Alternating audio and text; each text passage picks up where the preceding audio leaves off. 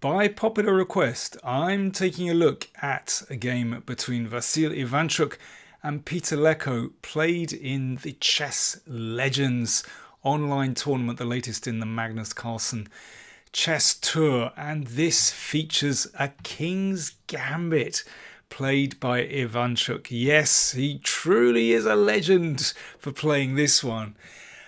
Just tremendous to see this on the board, particularly after I recorded my latest PowerPlay DVD on the King's Gambit. There's a repertoire for white. And actually, I'm bringing out another DVD on the King's Gambit soon with called the Tactics Toolbox. There you go. Watch out for that. That's coming in the next couple of weeks. So, how did Leko face this one? Intriguing clash of styles. Ivanchuk, well, an expert in so many phases of the game, but, well, renowned for his complexity. And I think the fact that he's playing the King's Gambit shows that. But when I think of Peter, he's a very correct player. So he would disapprove of the King's Gambit, I think.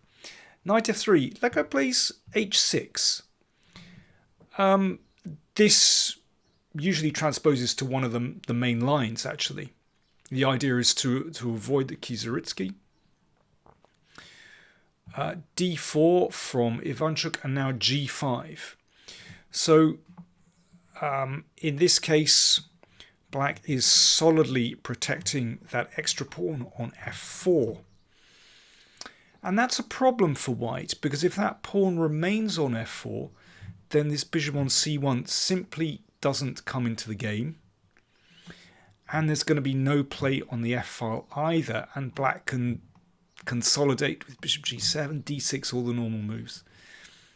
So to my mind, it is essential that white tries to dismantle this pawn structure, get rid of that pawn on f4. Got to break those pawns.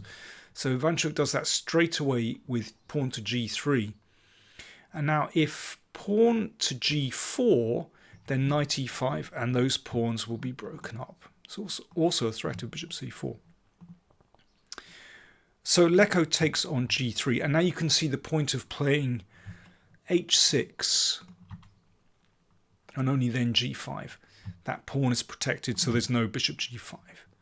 So Ivanchuk simply recaptures on g3, but he has at least got rid of that pawn on f4. Bishop g7, knight c3, d6. Now I considered this position on the DVD, and I actually recommended bishop c4, which has been played in a fair few games. In fact, Leko has had this position after bishop c4 in a game against Morozevich, a wild game that finally ended in a draw. I think bishop c4 is reasonable. You try and get play on the f-file fairly quickly. But instead, Ivanchuk played bishop e3, also really interesting. Basically, he's going to castle queenside very quickly. This is a position that's been played previously by Nigel Short with white. Short played queen d3 against McShane, but queen d2 feels more natural to me. You don't, on d2, the queen doesn't block the bishop. Knight g4 looks like a very sensible move from Leko. That knight is on a good square. You could castle here and allow the knight to exchange off for the bishop, because white has such a lead in development. But, well, Ivanchuk preserved that bishop. And we'll see that has consequences for later on. Knight c6, a developing move. And castles queenside and castles kingside. And now, well, let's just take stock. I think maybe the most important thing in this position is the relative positions of the kings. So black's king on the king side, a little bit drafty, as that pawn has advanced at g5. And the rook on h1 is on the semi-open file. White's king, on the other hand, well, no black pieces in the vicinity, looks far safer. White also has a nice centre. But of course, for this, black has an extra pawn. And at the moment, that knight sits very nicely on g4, protecting the h6 pawn. The bishop also protects h6.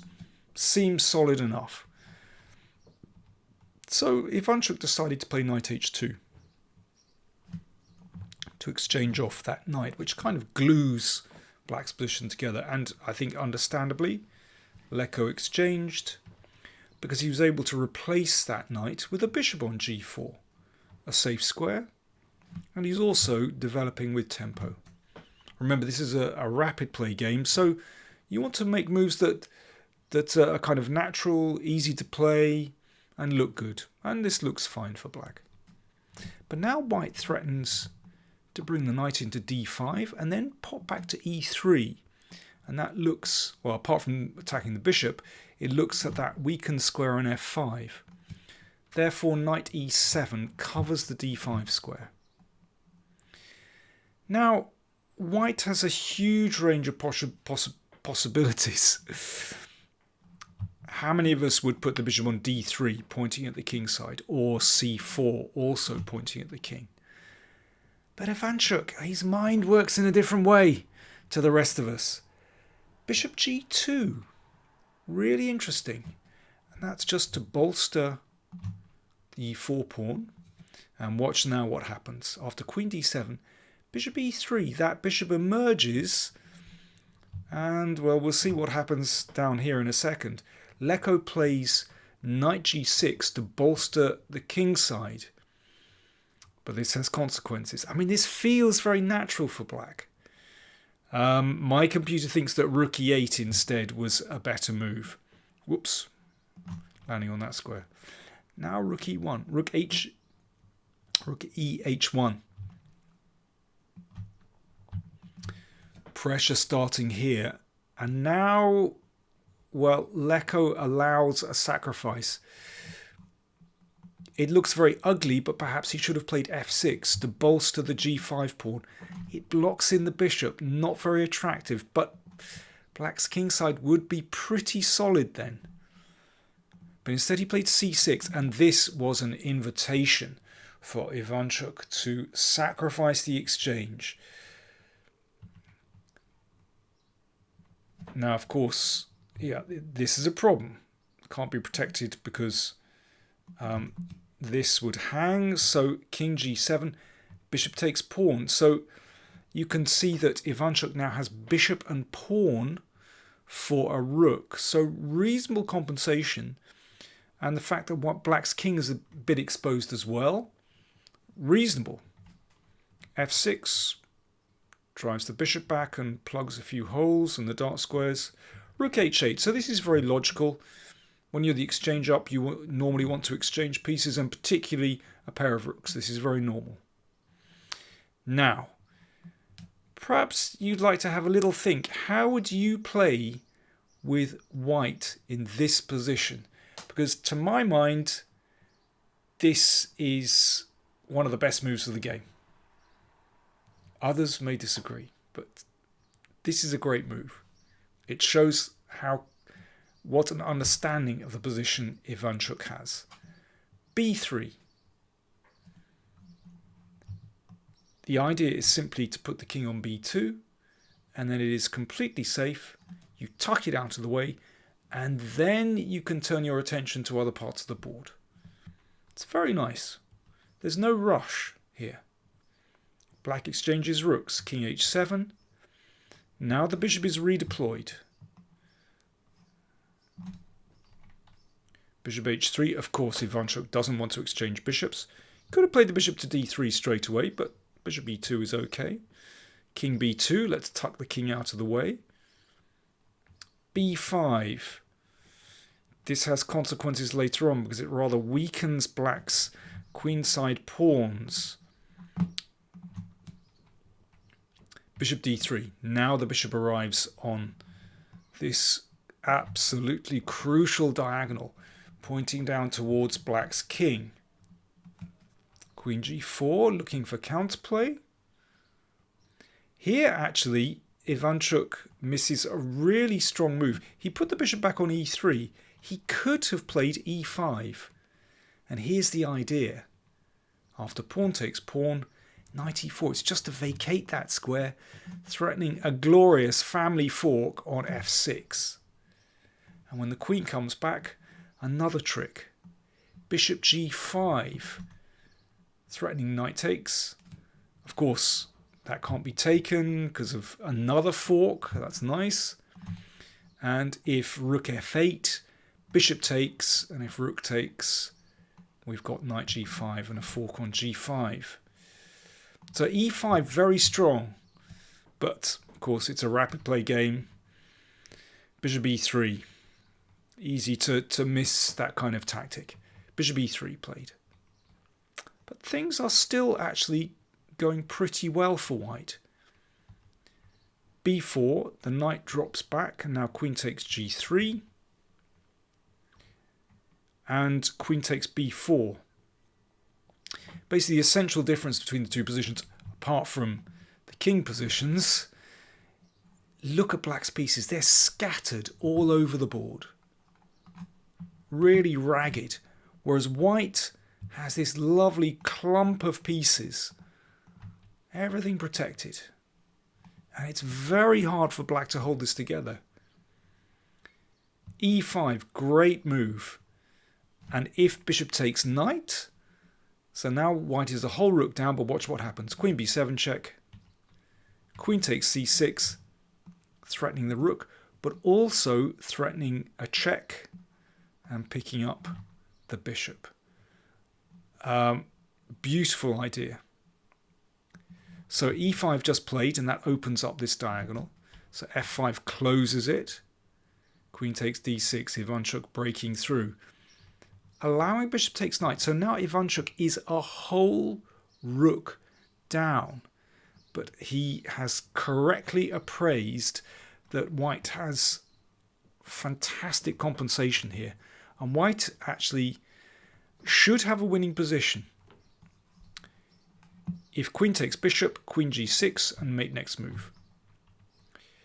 So Leko decides to protect the knight, rook g8. So now this is a threat. So bishop drops back to d2. And white is simply threatening here to take another pawn and then push the center pawns. And black's king is just in such a weak position. Black's pieces have to keep protecting. This bishop can't do anything. c2 is protected. It's a winning position for white. Bishop g4 from Leko. This is desperation. He obviously wants to exchange bishops. But then queen e7 check. Don't forget the pin. That can't be taken. And after rook g7, queen g5. Pin and win. It just picks up this bishop. Queen h2. Bishop takes bishop. So now Ivanchuk is actually ahead on material. He has a bishop and 3 pawns against a rook. And this is a winning position. Here he simply exchanged queens. And black is helpless here. Let's just see how things finished. Rook came down to g2. Bishop b4 attacks the knight. Knight d5. And now Ivanchuk simplified. Bishop f3. Hitting rook and knight. And here he simply exchanged off. When you've got 3 extra pawns, keep it simple. And that bishop protects everything. a6. And now all you need to do is push those pawns.